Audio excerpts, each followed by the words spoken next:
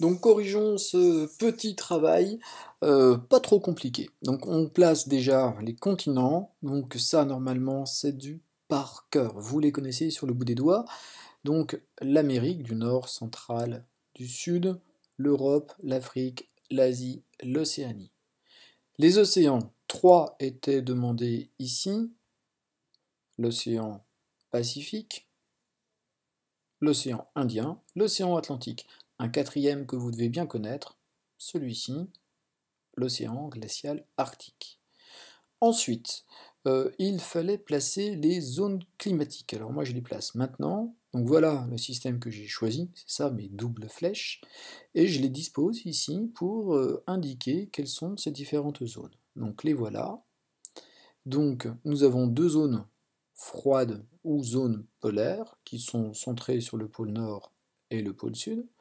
Nous avons deux zones tempérées, ici et ici. Nous habitons la zone tempérée nord. Et enfin, une zone chaude. Au passage, ce planisphère, c'est aussi l'occasion pour nous de regarder à nouveau les grandes lignes qui nous servent à découper l'espace mondial. Donc nous avons les deux cercle polaire arctique, cercle polaire antarctique. Et puis nous avons l'équateur entouré des deux tropiques, le tropique du Cancer et le tropique du Capricorne. Les éléments de relief. 1, 2, alors A, B, C, D. Donc ça, normalement, c'est quelque chose qui est déjà maîtrisé.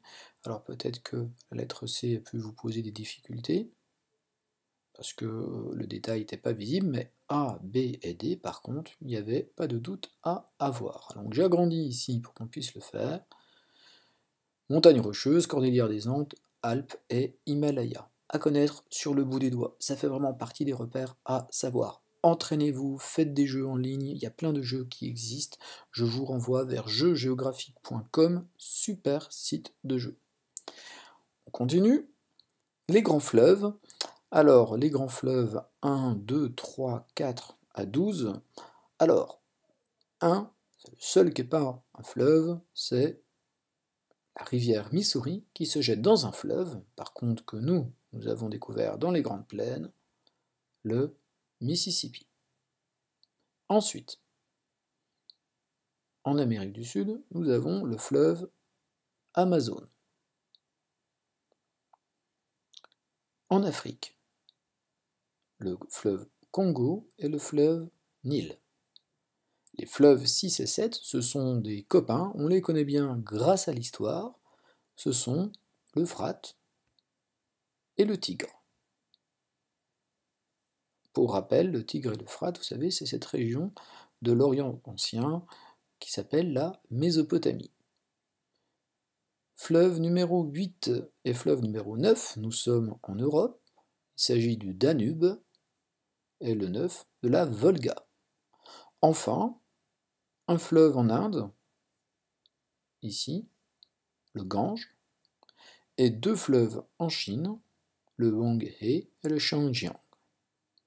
Bah écoutez, rien qu'apprendre tout ça, c'est déjà beaucoup de travail. Donc ne vous contentez pas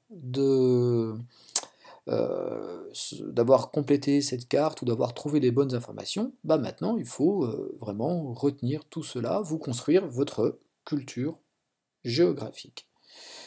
Eh bien, c'est terminé pour cette leçon. On se retrouve à la prochaine séance.